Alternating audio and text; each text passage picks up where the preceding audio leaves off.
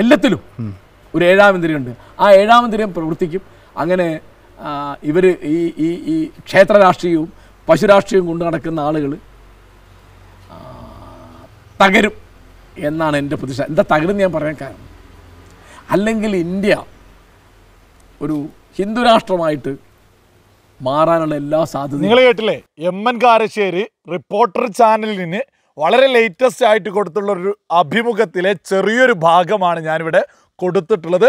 കുറച്ച് ഭാഗങ്ങൾ കൂടി ഇവിടെ ഉൾക്കൊള്ളിക്കുന്നുണ്ട് നമ്മുടെ ഈ ഒരു വീഡിയോയിൽ. നമുക്ക് ഈ ഒരു വിഷയത്തെ ഇദ്ദേഹം പറഞ്ഞ ഓരോ വിഷയങ്ങളെയും വളരെ നിഷ്പക്ഷമായിട്ടൊന്ന് ചർച്ച ചെയ്ത് മുന്നോട്ട് പോവാം. അതേപോലെ തന്നെ വളരെ പ്രധാനപ്പെട്ടതാണ്, ഇദ്ദേഹത്തിനൊക്കെ നമ്മുടെ മാധ്യമങ്ങളൊക്കെ കൊടുക്കുന്ന രാഷ്ട്രീയ നിരീക്ഷകൻ എന്ന പട്ടത്തിന് അർഹനാണോ എന്നുകൂടി നമുക്കൊന്ന് ചർച്ച ചെയ്യാം. ഇദ്ദേഹം പറഞ്ഞത് തന്നെ കേട്ടില്ലേ, ഈ ഒരു വീഡിയോയിലെ തുടക്കത്തിൽ തന്നെ എന്താണ് പറയുന്നത്? ക്ഷേത്ര രാഷ്ട്രീയക്കാരൊക്കെ തകരുമെന്നാണ് ഇദ്ദേഹം പ്രതീക്ഷിക്കുന്നത്. അതായത് ക്ഷേത്ര രാഷ്ട്രീയക്കാർ തകർന്നിട്ട് മറ്റേത് രാഷ്ട്രീയക്കാരെ രാജ്യത്തിൻ്റെ ഭരണാധികാരിത്വത്തിലേക്ക് എത്തിക്കാനാണ് ഇദ്ദേഹത്തിൻ്റെയൊക്കെ ഒരു ആഗ്രഹം. തീരെ മനസ്സിലാവുന്നില്ല. അതേപോലെ തന്നെ ഇദ്ദേഹം ഉയർത്തിപ്പിടിക്കുന്നത് ജനങ്ങളുടെ ഏഴാം ഇന്ദ്രിയമൊക്കെ തുറന്നിട്ട് അവർ ഇന്ത്യ മുന്നണിക്ക് അങ്ങ് വോട്ട് ചെയ്യും, എന്നിട്ട് അവരങ്ങ് അധികാരത്തിലെത്തുമെന്നാണ് ഇദ്ദേഹം അടിയുറച്ച് വിശ്വസിക്കുന്നത്. ഒരു യാഥാർത്ഥ്യം എന്ന് പറയുന്നത് നമ്മുടെ രാജ്യത്തെ പ്രതിപക്ഷമായിട്ടുള്ള ഇന്ത്യ മുന്നണിയിലെ നേതാക്കന്മാർ പോലും അല്ലെങ്കിൽ അവരുടെ വക്താക്കൾ പോലും തീരെ വിശ്വസിക്കുന്നില്ല വരുന്ന തിരഞ്ഞെടുപ്പിന് ശേഷം ഈ ഇന്ത്യ മുന്നണി അധികാരത്തിലെത്തുമെന്ന്. പക്ഷേ കാരശ്ശേരി മാഷിന് വളരെ വലിയ ഒരു ഉറപ്പുണ്ട്, ഇന്ത്യ മുന്നണിയെ അധികാരത്തിൽ എത്തൂ എന്നുള്ളത്. എത്രത്തോളം കഷ്ടപ്പെട്ടാണ് ഇദ്ദേഹമൊക്കെ കോൺഗ്രസിന് വേണ്ടിയിട്ട് പണിയെടുക്കുന്നത്. കുറച്ച് ആളുകളുണ്ട് തിരഞ്ഞെടുപ്പ് അടുക്കുന്നത് വരെ കോൺഗ്രസിനെ വിമർശിക്കുന്നവരായിട്ട് അങ്ങ് അഭിനയിക്കും. തിരഞ്ഞെടുപ്പ് അടുത്തു കഴിഞ്ഞാൽ യഥാർത്ഥ സ്വരൂപം പുറത്തെടുത്തിട്ട് പരമാവധി കോൺഗ്രസിനെ അധികാരത്തിലെത്താൻ ഇതുപോലെ വിളിച്ചു പറഞ്ഞുകൊണ്ടിരിക്കും. ഇതൊക്കെ ബോധമുള്ള സകല ആളുകളും മനസ്സിലാക്കുന്നുണ്ട്. മറ്റൊരു ചെറിയൊരു ഭാഗമാണ്, നിങ്ങളൊന്ന് കേട്ടു നോക്കൂ. 400+ എന്നുള്ള മോദിയുടെ മുദ്രാവാക്യം അദ്ദേഹത്തിൻ്റെ മോഹമല്ലേ.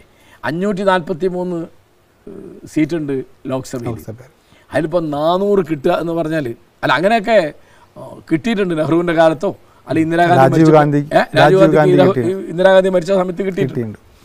അല്ല അങ്ങനെ എനിക്കതിൽ എന്താണെന്ന് വെച്ചാൽ, ഒന്ന് ആളുകളെ പ്രചോദിപ്പിക്കാവുന്ന ഒരു നേതാവേ അല്ല നരേന്ദ്രമോദി. നരേന്ദ്രമോദിക്ക് എന്താണ് ഇത്ര വലിയ, ഇപ്പോൾ ഒരിക്കൽ US അമേരിക്ക അല്ലെ ബ്രിട്ടനൊക്കെ വിസ നിഷേധിച്ച ആളാണ്.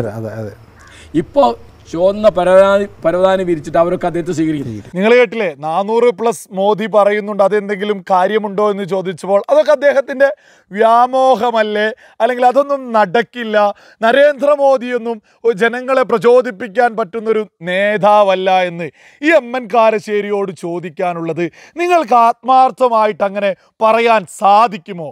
ഇതൊക്കെ കോൺഗ്രസിന് വേണ്ടിയിട്ട് പാടി പറഞ്ഞ് നടക്കുകയല്ലേ? ഇവിടെ രാജ്യത്ത് ഏതൊരു ബോധമുള്ള വ്യക്തിക്കും അറിയാം, നരേന്ദ്രമോദിക്ക് തുല്യമായി വെക്കാൻ മറ്റൊരു ലീഡർ പ്രതിപക്ഷത്തില്ല എന്നുള്ള വളരെ വലിയ യാഥാർത്ഥ്യം. ഇത് ലോകത്ത് എല്ലാ രാജ്യങ്ങളും അംഗീകരിക്കുകയും ചെയ്തിട്ടുള്ളൊരു യാഥാർത്ഥ്യമാണ്. എന്നിട്ട് എം.എൻ. കാരശ്ശേരി ഇരുന്നിട്ട് പറയുകയാണ്, നരേന്ദ്രമോദിയൊന്നും ജനങ്ങളെ പ്രചോദിപ്പിക്കാൻ യാതൊരു എന്താ പറയുക കൊള്ളില്ല എന്ന രീതിയിൽ. അപ്പോൾ ഇദ്ദേഹം ഉയർത്തിപ്പിടിക്കുന്ന രാഹുൽ ഗാന്ധിയോ, തികച്ച് പാർലമെന്റിൽ ഔദ്യോഗിക പ്രതിപക്ഷ സ്ഥാനം പോലും കിട്ടാത്ത രാഹുൽ ഗാന്ധി അദ്ദേഹം പൊക്കിപ്പിടിച്ച് നടക്കുന്നുണ്ട്. അതൊന്നും ഞാനിവിടെ കൊടുക്കാതിരിക്കുകയാണ്. അതേസമയം നിങ്ങൾ പ്രത്യേകം ഈ ഒരു വോയിസിൽ ഈ ഒരു വീഡിയോയിൽ അദ്ദേഹം പറഞ്ഞിട്ടുള്ളത്, ഈ നെഹ്റുവിനും ഇന്ദിരാഗാന്ധിക്കൊക്കെ പറ്റും, അതെ കോൺഗ്രസ്സുകാർക്ക് പറ്റുന്നതേ ഇവർ പറയൂ, അല്ലാതെ മോദി പിടിക്കുമെന്ന് പറഞ്ഞാൽ അതൊരിക്കലും അംഗീകരിക്കില്ല. എന്നിട്ട് എടുത്തു പറയുന്നുണ്ട്, അമേരിക്കയും ബ്രിട്ടനും ഉൾപ്പെടെ ഈ നരേന്ദ്രമോദിക്ക് വിസ വരെ നിഷേധിച്ച ആളുകളല്ലേന്ന്. അല്ല, ഈ ബ്രിട്ടനൊക്കെ ലോകം മൊത്തം അടക്കി ഭരിച്ചതിനൊക്കെ ഇദ്ദേഹം അനുകൂലിക്കുന്നുണ്ടോ? നമ്മൾ പ്രത്യേകം ഓർക്കണം, ഈ ഇതേ എം.എൻ. കാരശ്ശേരി തന്നെ അമേരിക്കയും ബ്രിട്ടനെയൊക്കെ സമയം കിട്ടുമ്പോഴൊക്കെ തന്നെ വിമർശിക്കും. അതേസമയം ഇവർ നരേന്ദ്രമോദിക്ക് വിസ നിഷേധിച്ചത് വലിയ വലിയ അനുകൂല. അതിന് അമേരിക്കയ്ക്കും ബ്രിട്ടനും ഒപ്പമാണ് നിൽക്കുന്നത്. ആ അമേരിക്കയും ബ്രിട്ടനും നരേന്ദ്രമോദിയെ ചുവന്ന പരവതാനി വിരിച്ച് സ്വീകരിച്ചിട്ടുണ്ടെങ്കിൽ, അവർ ചെയ്ത തെറ്റ് അംഗീകരിച്ചിട്ടുണ്ടെങ്കിൽ, അധികം വൈകാതെ നമ്മുടെ കേരളത്തിലെ സകല ആളുകളും ഇമാതിരി ആളുകളൊക്കെ വിളിച്ചു പറയുന്നത് കള്ളത്തരമാണെന്ന് മനസ്സിലാക്കിയിട്ട് നിങ്ങളൊക്കെ വെറുക്കുന്ന നരേന്ദ്രമോദിയെ നമ്മുടെ കേരളത്തിലെ പൊതുസമൂഹം ചുവന്ന പരവതാനി വിരിച്ച് സ്വീകരിക്കുക തന്നെ ചെയ്യുമെന്നുള്ളതാണ് വളരെ വലിയ യാഥാർത്ഥ്യം. മറ്റൊരു ചെറിയ ഭാഗം കൂടിയുണ്ട്, ഒന്ന് കേട്ടു നോക്കൂ. വോട്ട് ചെയ്യാൻ പോകുന്ന ആളുകളോട് എൻ്റെ അപേക്ഷ, നിങ്ങൾ ഏത് പാർട്ടിയോ ആവട്ടെ, നരേന്ദ്രമോദി തിരിച്ചു വരാതിരിക്കാൻ എന്താണ് വേണ്ടത് നിങ്ങൾ വയ്ക്കുന്നത് അത് ചെയ്യണം. നരേന്ദ്രമോദി മോദിയോട് ഒരു വ്യക്തിവിരോധമായിട്ടല്ല, നരേന്ദ്രമോദി തിരിച്ചു വന്നാൽ നമ്മുടെ രാജ്യത്തിൻ്റെ ഇപ്പോഴുള്ള അഖണ്ഡത, ഇപ്പോഴുള്ള സമുദായ മൈത്രി, ഇപ്പോഴുള്ള മതേതര സ്വഭാവം, ഇപ്പോഴുള്ള അതിൻ്റെ കേട്ടില്ലേ? അതായത് എം.എൻ. കാരശ്ശേരി യാഥാർത്ഥ്യം അങ്ങ് വിളിച്ചു പറഞ്ഞിട്ടുണ്ട് അദ്ദേഹത്തിൻ്റെ ആഗ്രഹത്തിനനുസരിച്ച്. അതായത് ഇദ്ദേഹം അതിനു വേണ്ടിയിട്ടാണ് നിലകൊള്ളുന്നതും.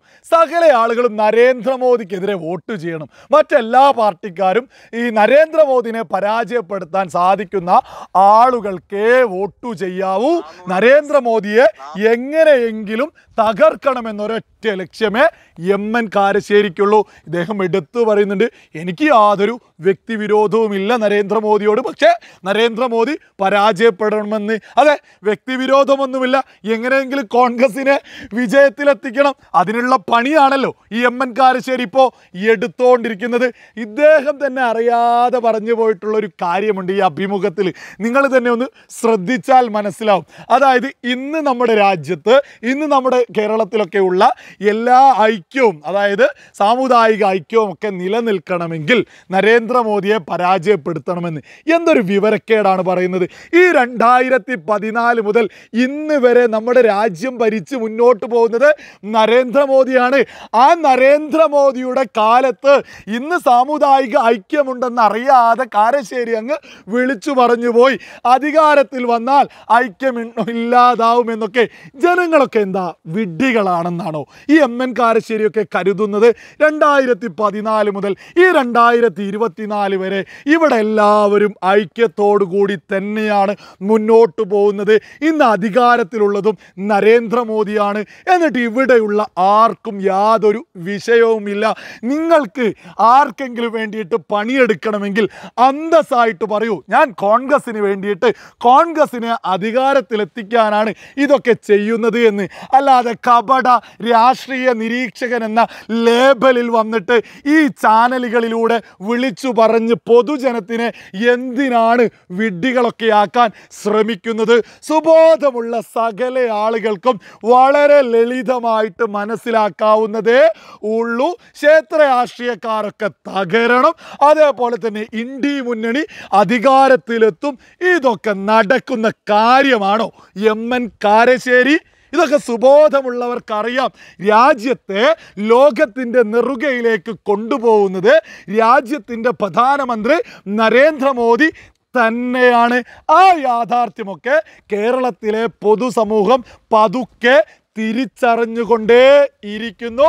ഇത്തരം രാഷ്ട്രീയ നിരീക്ഷകരുടെയൊക്കെ സ്ഥാനം ചവറ്റുകൊട്ടയിലായിരിക്കുമെന്നുള്ളത് കൂടി അങ്ങ് ഓർമ്മിപ്പിക്കുകയാണ്.